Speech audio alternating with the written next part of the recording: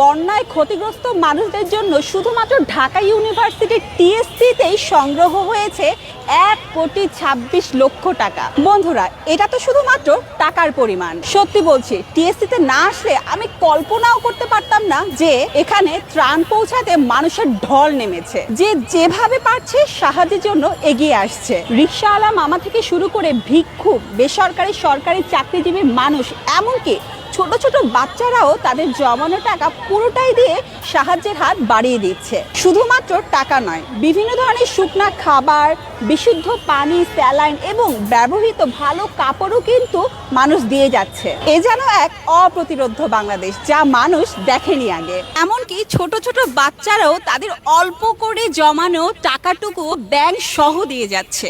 এ যেন একটা অন্যরকম বাংলাদেশ, যা কেউ দেখেনি আগে। আমিও আমার সামর্থ্য অনুযায়ী যতটুকু পেরেছি সাহায্য করতে